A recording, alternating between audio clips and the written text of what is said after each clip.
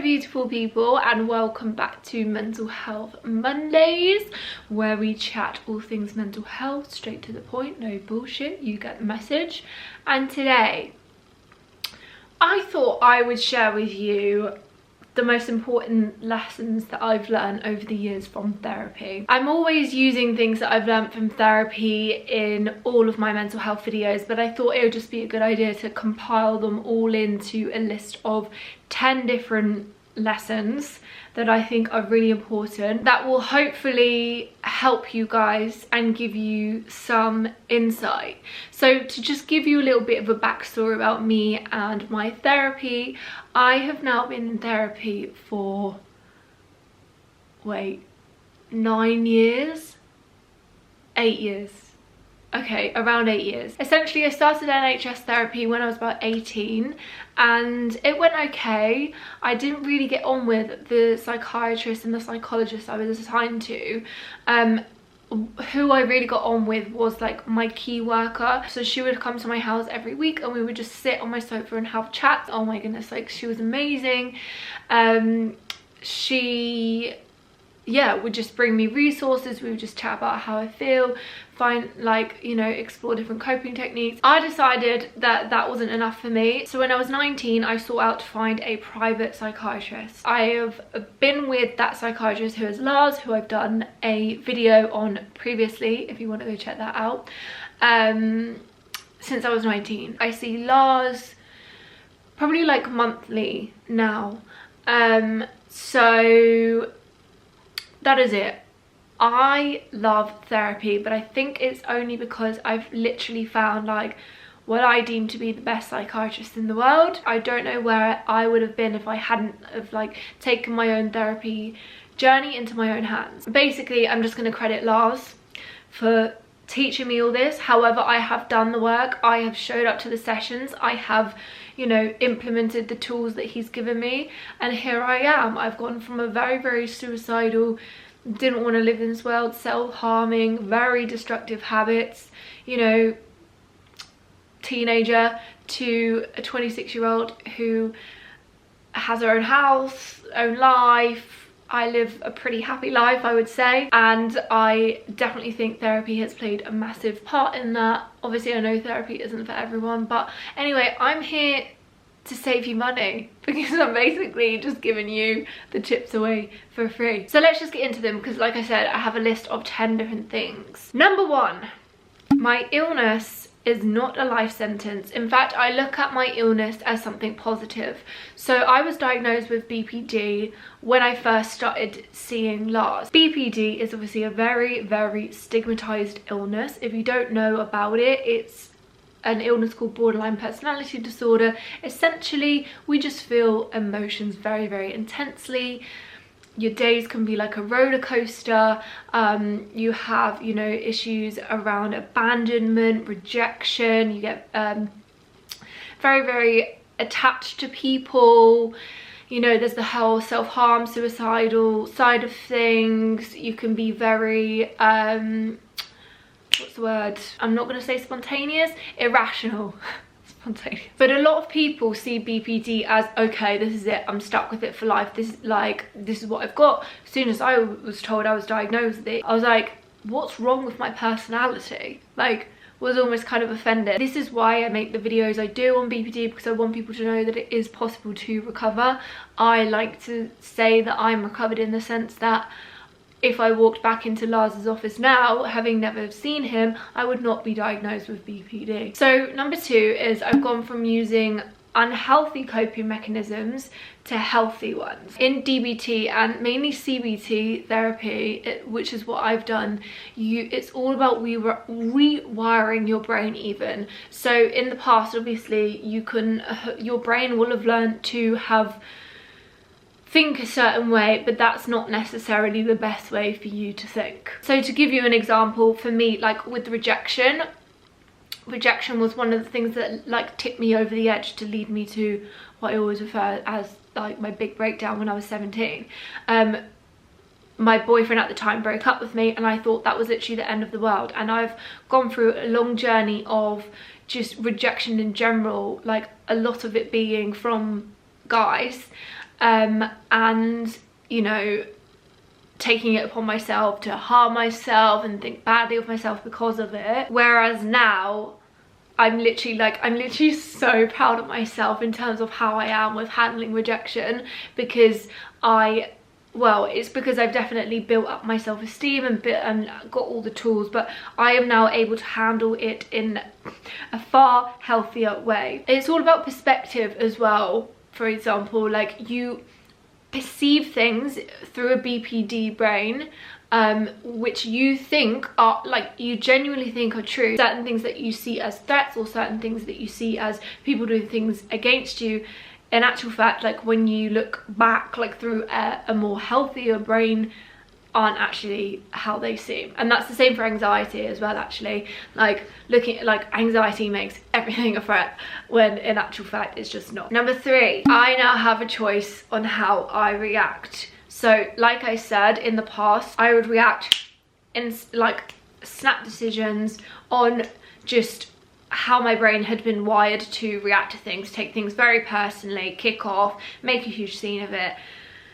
And now I've actually realised that I am allowed to be an observer in this, and this is mainly actually down to a lot of meditation as well, not just therapy. But I've realized that I have a choice in how I react in situations. I could kick off, I could go into self-destructive behaviors, I could try and make that other person feel guilty and guilt trip them, which is what I've done in the past, and I'm not proud of it, but that's all I knew. I have now learnt that that's not how I want to act. And even if sometimes, like, for example, something happened to me yesterday, and I literally had, like, it was almost like I had these two options appear in my head, and I was like, I can either go down the unhealthy road or I can go down the healthy road, and I chose the healthy road, and things probably worked out better than if I had kicked off. So yeah, being like the observer, taking it a like step back from your thoughts and realizing that you can actually like be in a space to make that decision is a very, very, very powerful skill to have. Number 4 is that often I'm doing better than I think. I put myself down a lot. I still, you know, I'm still working on my self-esteem, giving myself self-love, etc. A lot of the time, I think as soon as I kind of slip back into like maybe a few like unhealthy coping mechanisms, I think it's the end of the world. I think I've ruined everything. And then I talk to my psychiatrist, and he's like, okay, well, let's talk through it. How did you handle it? Like, blah, blah, blah. And he's like, well, actually, you know, you're saying all these things, but you're actually saying the right things. You do know how to handle it, you just don't always necessarily do it. Number 5 is to accept feelings instead of fighting them. This is a huge one that I've learned, because I feel like as soon as like uncomfortable feelings arise, all we want to do is like fight against them, but it's almost like quicksand. If you want to get into an analogy of it, the more you fight it, the more you'll sink, the more you will just like, you know, it's not going to help the emotion. Sometimes we just need to sit in our sadness, sometimes we just need to sit in our anger, and that is just something that I've learned, to just let it be. Sometimes we don't have to always act. Number 6 is that my relapses always teach me lessons. And that goes back to my earlier point when I was saying sometimes when I'm like, I catch myself slipping, maybe going back into like a darker period, and I beat myself up for it. There's always a reason that the relapse happens, and I can always almost pinpoint exactly what it is. And at the end of it, when I'm kind of coming out of it, or even when I'm in it and I'm in therapy, I'm like, okay, so this is what it is, this is how we're gonna get out of it, and this is what I've learned from this. And a lot of the time it can be the same lesson over and over and over again. For example, rejection, or if I'm not getting enough sleep, or like eating, obviously that's gonna affect my mental health, and we'll talk about that in a little bit. Number 7 is that success doesn't equate to perfection. This is one for all of my fellow perfectionists. perfection doesn't exist, and I always like to think in the way of progress over perfection. I've also realized that when you talk about success can mean so many different things to so many different people, but I feel like my idea of success has now changed throughout therapy, because in the past it would just be like making loads of money, having a family, etc, etc, etc, when now in actual fact, like, my definition of success would probably just being content with whatever I'm doing in my life. And the next one is number 8. It's important to look back at the root cause of where your beliefs came from. This is what therapy is about, and I know not everyone likes to go back to their childhood and go into all of that, but for me it helped me, and I was like, oh my god, that was the moment that I started to believe this. Which, when we're younger, we take on beliefs that are not true, but then I've lived with certain beliefs that I've taken on through maybe in my childhood or in my teenage years, and I still know they're not true, but I still have a very, very hard time coming to terms with some of those. Number 9 is to listen to my body. So this is what I was talking about earlier. When I am heading, I feel like it's like a cycle though. When I'm heading into a dark space, it's almost like what comes first. I guess it usually is my mindset. So my mindset drops, I might get depressed, hello Mars, and then I don't take care of myself as much. I don't honour my sleep routines, I don't feed my body well, I don't exercise, and I now know that all of these play huge factors in my mental health.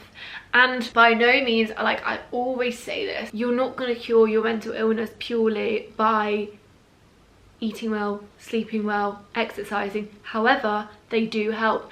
And I also get, which is what I'm talking about, that when you're low, this is why it's like a cycle, when you're low, you don't want to do any of those things, so then you feel even worse, and then you carry on not doing those things, and it's just like a huge cycle until eventually, for me, there becomes a point and I'm like, okay, this is enough, I don't want to feel like shit anymore, I'm going to pull myself out of it. Also on a emotional level, like, what is it that I need? And this is also a difficult one with mental illness, is distinguishing what you need to what your mental illness wants. Sometimes I want to sit on the sofa and watch TV, and some of the time that's not good for me, but on other times that is really good for me, and you just have to learn to distinguish that. And the final one is I can trust myself to get through anything, because like I mentioned earlier, one of the points was that I'm often doing better than I think.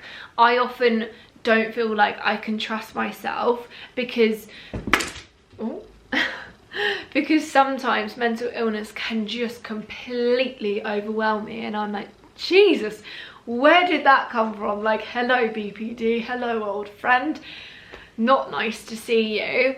And I'm constantly astonished as to how it can still do that when I feel like I'm so well mentally. But therapy gives you the tools to get through anything, and it's almost like when you start doing therapy, you then start doing therapy on yourself, and I then start analysing my brain and why I've done certain things. I also do it to other people. This is what makes me such, I guess, an understanding person, is because when someone acts out or when someone like does something to me, I will always try to understand, like, okay, like this could be the reason why they're doing this. And that is all I have written down. So I really hope that these tips have helped you. I hope it's given you a little bit of an insight into like the therapy world if you've not quite dipped your toe in it yet. Also, if you have any other ones that you've learned from therapy, please leave them in the comments below. I would love to hear them, and I will see you in my next Mental Health Monday in 2 weeks time.